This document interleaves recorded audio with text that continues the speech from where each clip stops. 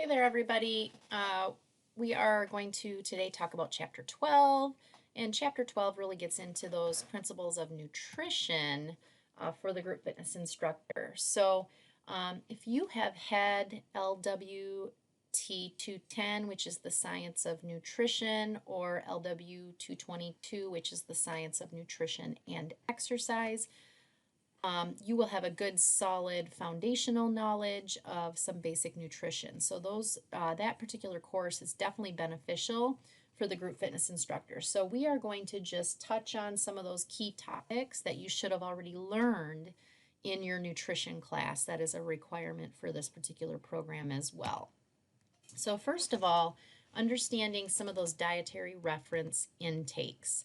So you have these terms that we see in the nutrition world, and just understanding what do they mean. So the RDA, the recommended dietary allowance, is that level of intake of a nutrient that is adequate to meet the known needs of practically all healthy persons. So the RDA is pretty common for most healthy individuals. It's saying this is the level that's adequate for this particular nutrient that these people need. The EAR is the estimated average requirement. So that's the adequate intake in 50% of an age and gender specific population. So the adequate intake in 50% of those age and gender specific groups. The UL, the tolerable upper intake level, is the maximal intake that's unlikely to pose a risk of adverse health effects to almost all individuals in an age and gender specific group. So they're saying you can ingest up to this level of this particular nutrient and you won't see any overdose effects. So not every single nutrient has a UL, but some nutrients do have a listed UL that goes with them, which is higher than what the RDA is. And then adequate intake is the recommended nutrient intake level that, based on research, appears to be sufficient for good health. So this is used when the RDA cannot be based on an EAR. Okay, so sometimes we have nutrients that don't necessarily have an RDA listed, but instead they list the adequate intake. So looking at balancing, or looking at some of those dietary guidelines, okay, so the USDA came out with these dietary guidelines, and the first big one is balancing calories to maintain or manage our weight. So we want to be able to have weight management, and so really weight management boils down to calories in versus calories out.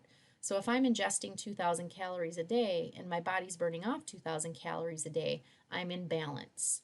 All right, so I am going to maintain my weight. Okay, so when we look at weight management recommendations for special populations, things like body mass index.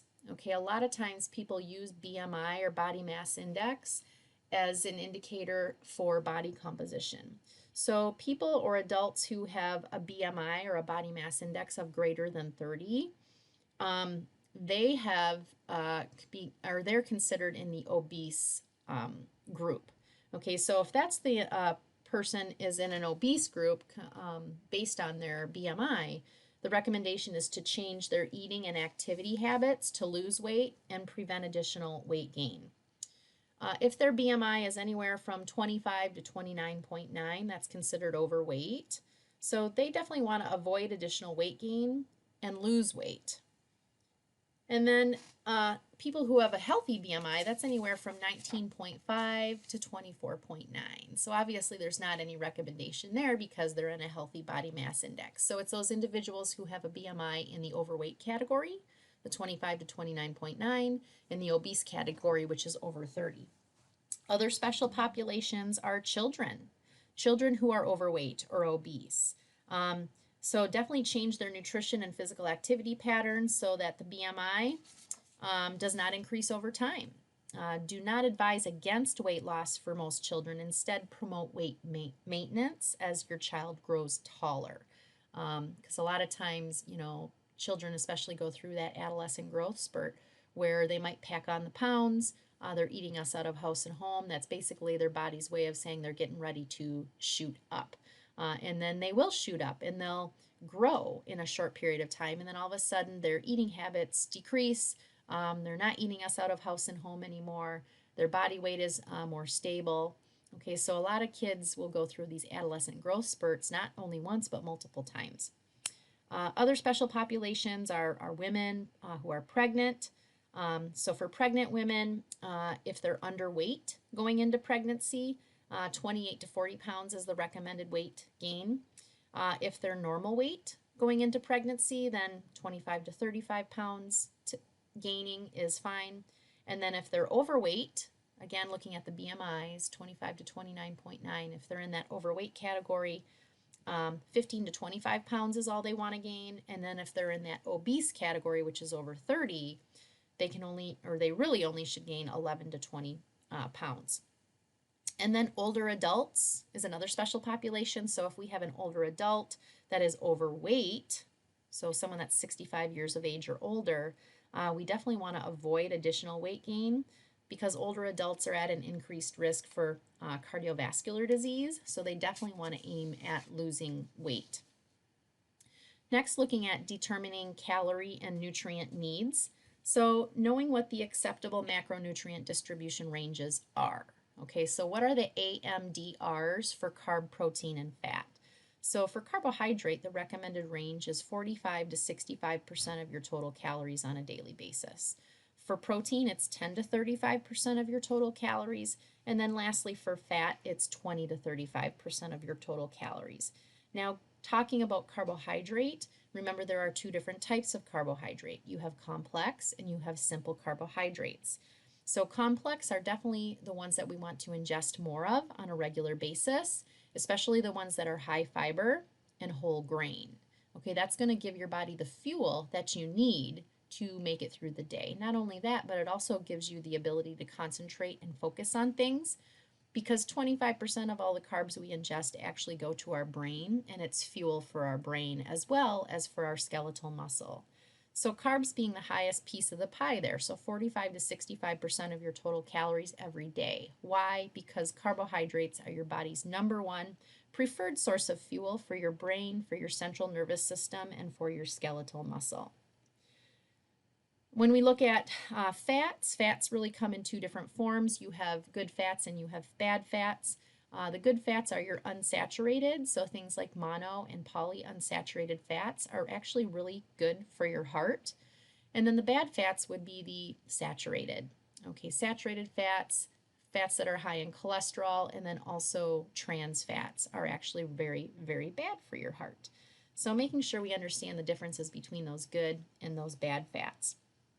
And then, of course, protein, that other essential nutrient or that energy yielding nutrient. We have different forms. You have complete and incomplete proteins, or you have essential and non-essential proteins. So a complete protein would be a protein that contains all of your essential amino acids. If it's an incomplete protein, it's missing one or more of those essential amino acids. So for those people who are plant-based eaters, they just have to be concerned with combining their incomplete proteins or those plant-based foods so they complement each other and form a complete protein so they get all of those essential amino acids. Also understanding our current intake. You know, it's always good to get a snapshot or a picture of how many calories we're ingesting in a day. And when I work with clients and folks on with nutrition, you know, I ask them to keep a log, a food log, and do a dietary recall and try to record everything they eat and drink in a day. So by doing that, we can get an understanding of what their current calorie intake looks like and then determine if we need to, you know, cut that back or whatnot to help them lose the additional weight. Nutrition strategies to manage weight. Your book does list quite a few of them, but some of the common ones are portion control. So portion control is definitely out of control today in the United States, and that's leading to a obesity epidemic. So if you look on page 264 and 265, it does show you some different ideas as far as portion sizes. And making sure we have an understanding that, you know, a portion size is really not a whole lot of food when you really look at it.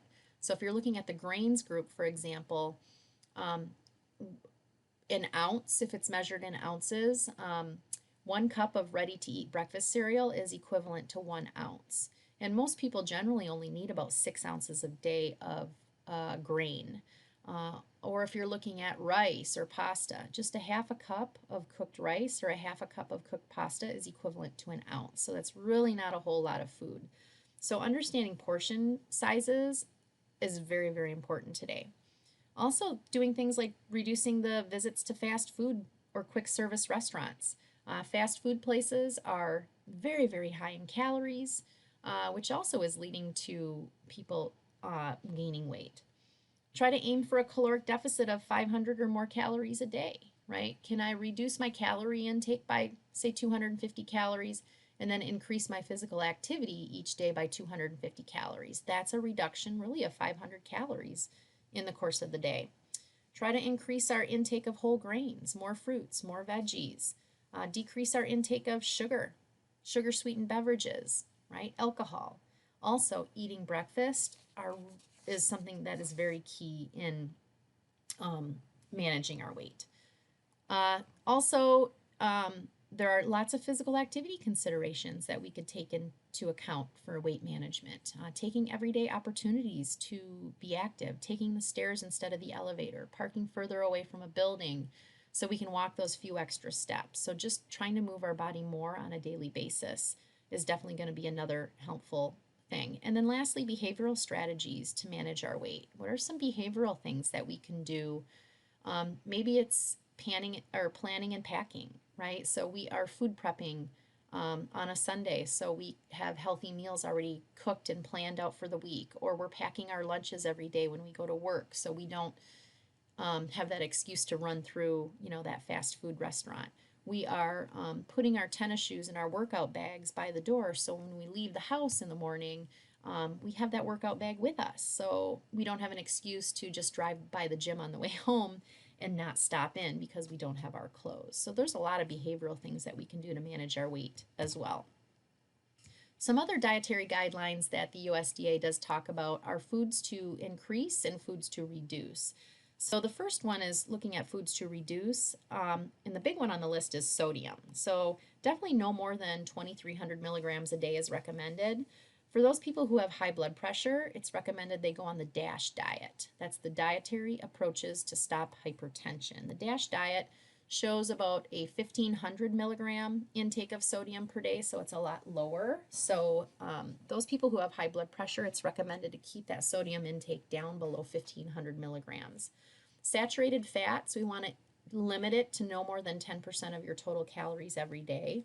Trans fats, there are no recommendations for, so 0, right? We do not want to ingest any trans fats because research is showing that they increase the likelihood of heart attacks more so than even saturated fats. Added sugars, definitely the World Health Organization recommends no more than 10% of your total calories from added sugar each day. So things like brown sugar, powdered sugar, corn syrup, high fructose corn syrup, sugar cane juice, glucose, fructose. There's so many different types of sugar that you could see on the list of ingredients on your food labels. Refined grains, we want to try to eliminate those enriched and white flours. And then lastly, alcohol, no more than 1 drink a day for women or no more than 2 drinks a day for men. Foods to increase or nutrients to increase, definitely fruits and vegetables. And we want to make them colorful. The more colorful those fruits and vegetables are, the greater the health value that are in them. Increase our ingestion of whole grains. Why? Because whole grains are rich in your B vitamins. They're rich in folate. They're rich in iron and also fiber. Also milk and milk products. Why? Because they're high in calcium and vitamin D. Make sure that they're low fat or fat free though.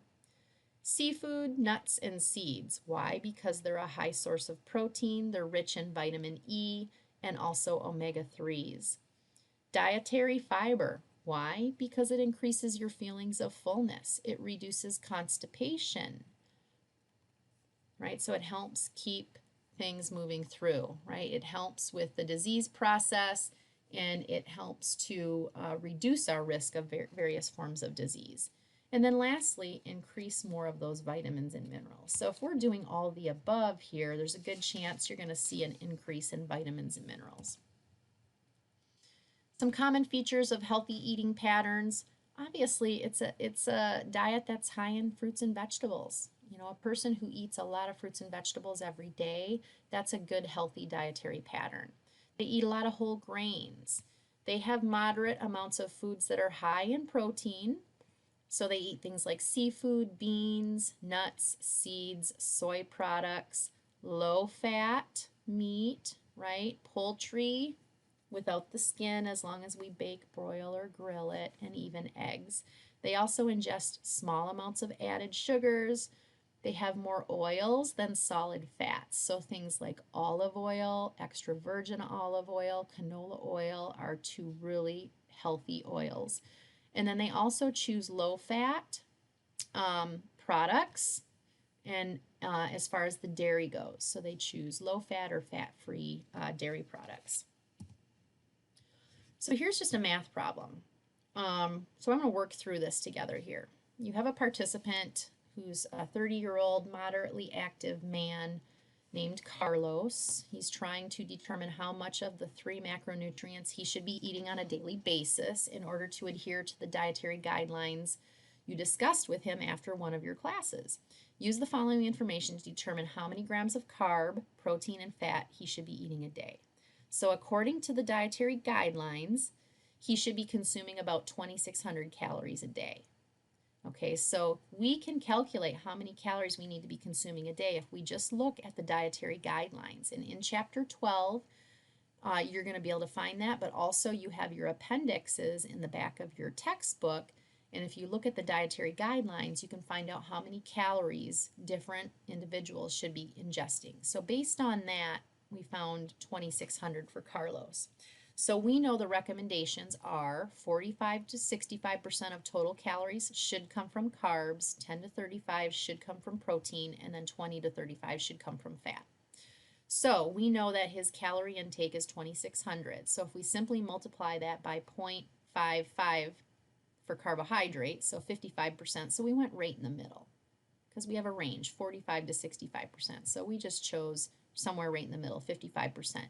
So that's telling me that 1,430 calories should come from carbohydrate. For protein, we kind of went again right in the middle. It's 10 to 35%. We just chose 25%. So 650 calories from protein. And then lastly, fat. We chose the lower end, 20%. And then we came up with 520 calories should come from fat. So the question was, though, how many grams of carb, protein, and fat should he be ingesting a day? So how would I figure that out? I have got calories. So what do you think you should do here?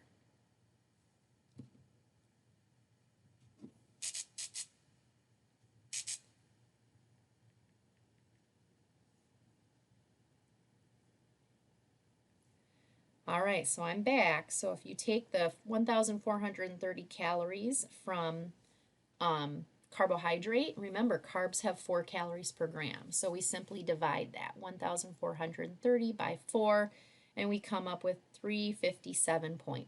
So 357 grams of carbohydrate is what he needs to ingest. If we go down to protein, he had 650 calories. Remember, protein also has 4 calories per gram. So if we take 650 and divide it by 4, we come up with roughly 162 grams of protein. And then lastly, fat was 520 calories. Remember, fat has 9 calories per gram, so 520 divided by 9 is 57.7 grams of carbohydrate, or excuse me, fat. So that's how we would calculate those particular numbers. So overall, Choose My Plate really encourages people to do a lot of different things. So first of all, balancing calories from an energy intake versus energy output perspective. So again, calories in versus calories out. We want to be in balance. So we want to balance those calories in with the calories that we're expending on a day-to-day basis. Enjoy our food, but eat fewer calories. right? It's all about calories in. So a lot of times people are eating more portion sizes, higher portion sizes, larger portion sizes, which is contributing to more calories. So we want to enjoy our food, but try to eat fewer calories. Try to eat more fruits, vegetables, whole grains. Choose fat-free dairy. Okay, so you can get lots of potassium, calcium, vitamin D, fiber. When you're putting together your plate, make half of it fruits and veggies. Switch to low-fat or fat-free milk. Okay, those full-fat dairy products are really high in calories, not to mention bad fats, so it's not good for your heart. Make half of your grains whole. So if Choose My Plate says we need 6 ounces of grains every day, at least 3 of them should be whole grain. Try to eat fewer foods that are high in solid fats. So trans fat, saturated fat, stay away from added sugars, and limit your sodium intake. Watch the sodium intake in your foods. So try to stay away from things in a can. Stay away from prepackaged and processed foods because sodium is a preservative and they pack it with sodium. And lastly, drink water instead of sugary drinks. So stay away from soda, fruit juice. A lot of our energy drinks are very high in unnecessary calories. So as far as reading a food label, I want you to pause the video and take a look at one of the other videos I posted under this week's module. It just says nutrition. It says view chapter 12, nutrition, and that kind of walks you through how to read a food label. So if you would pause the video, take a look at that right now.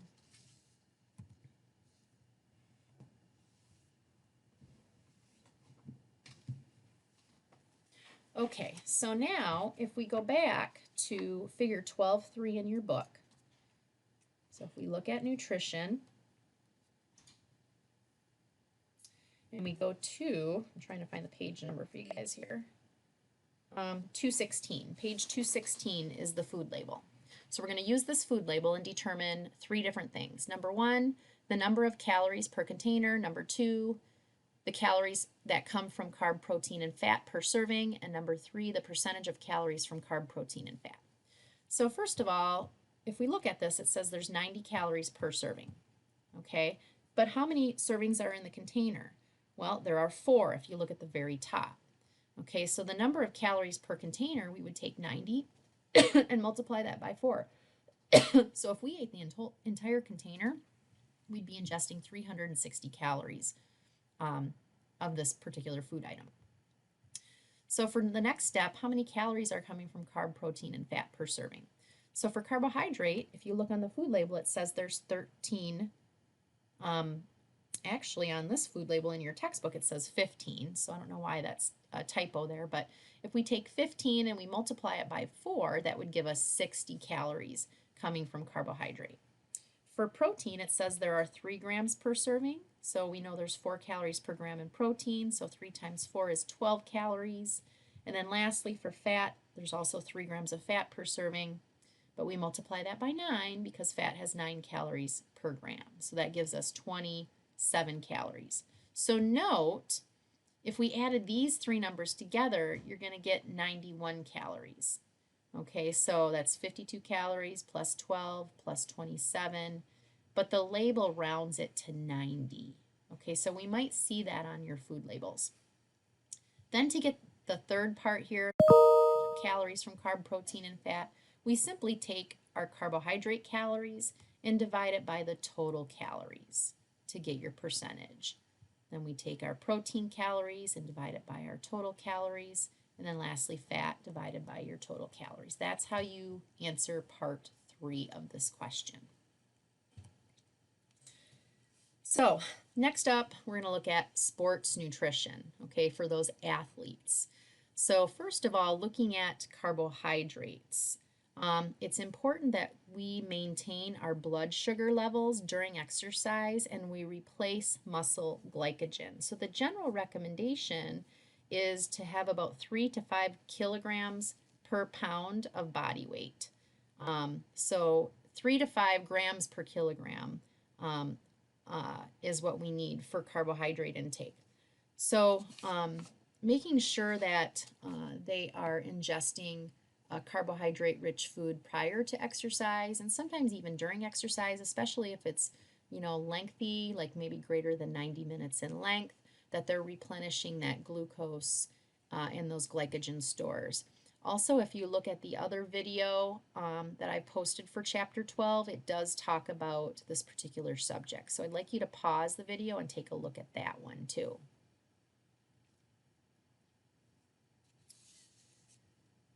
When it comes to protein in sports nutrition, recommendations for protein for the general person is 0.8 grams per kilogram of body weight, but depending on their activity status, that can go up. So if you have, say, an endurance athlete or somebody who does a lot of long endurance aerobic-based activities, their protein requirements are a little bit higher. So maybe 1 to 1.2 or even 1.4 grams per kilogram of body weight. If you have the power lifters, the people who are lifting heavy things, their protein requirements can go up to even 2 grams per kilogram of body weight. So depending on a person's activity status, their protein requirements do change. Also, protein quality varies. So you have what we talked about earlier were complete and incomplete proteins. So your complete proteins are those animal products, like chicken breast, for example, contains all of the essential amino acids, versus your incomplete proteins are more of your plant-based foods. Those are usually missing one or more of those essential amino acids. So simply taking our plant foods and combining them together, like for example, taking beans and rice. Individually, they are both considered incomplete. They're missing one or more of your amino acids, your essential amino acids. So if we put them together in a meal, beans and rice, and eat them together, they complement each other and they form a complete protein, and now they contain all of the essential amino acids that your body needs. So the quality of your protein does vary depending on the types of foods that you're choosing. Different types of proteins are better for different times. The effects of protein are enhanced, so muscle building and tissue repair, if it is consumed around the time of physical activity. So whey and casein proteins contain all of the essential amino acids. Fruits, veggies, grains, and nuts are incomplete and must be combined. So whey protein is the liquid remaining after milk has been curdled and strained. It is rapidly digesting, resulting in short bursts of amino acids into the bloodstream. Whey is known for its ability to stimulate muscle protein synthesis, even more so than casein and soy. Casein is the protein that gives milk its white color and accounts for the majority of milk protein, is slowly digested, resulting in a more prolonged release of amino acids lasting up to hours. If the goal is for amino acids to be readily available for muscle regeneration after workouts, then whey is better. Consumptions beyond 1.6 to 1.7 grams per kilogram promotes increased amino acid catabolism and protein oxidation and may provide excess caloric intake that is stored as fat. Okay, so be cautious. More is not necessarily always better when it comes to that protein because, just like I said, it provides excessive caloric intake that could be stored as fat. And then, of course, your fats, there's really no evidence for performance benefit from a very low-fat diet or from a high-fat diet. There really isn't any evidence of that. So just making sure that we're consuming the smart fats, the right types of fats on a regular basis, so it's heart healthy. And then, of course, fueling before and after exercise. So pre-exercise fueling, the goals are to optimize glucose availability and glycogen stores and provide the fuel needed to support exercise performance. So in general, a relatively high carbohydrate snack is needed. So 1 to 4.5 grams per kilogram of body weight is recommended. So a protein carb mix is a great thing to ingest 30 to 60 minutes prior to exercise. It should be low in fat.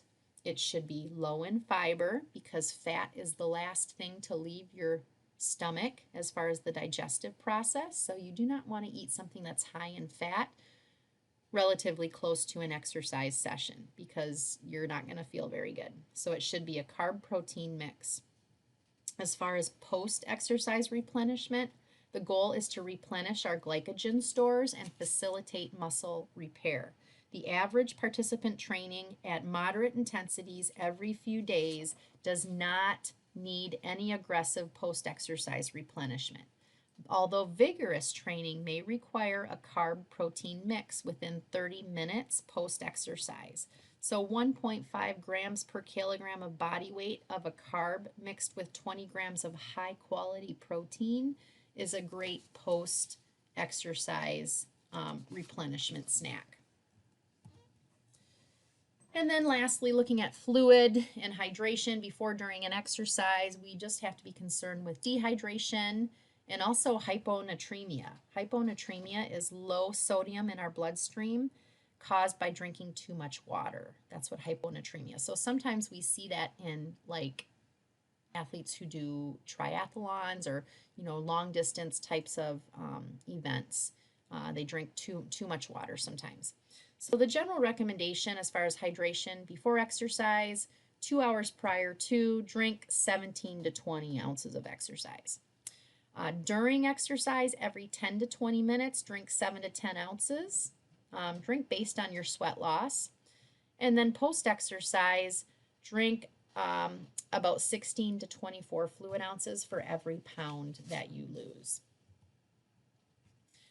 And then, of course, portion size. Again, like I said earlier, portion control is definitely out of control. So if you look on page 219 in your textbook, you have a great picture of 25 years ago what some of the foods used to look like as far as the serving amount compared to today. And you'll notice that almost across the board, they've doubled or even tripled the serving size, which also doubles or triples the amount of calories. So again, portion control is out of control. So that's leading to a definite epidemic as far as obesity goes.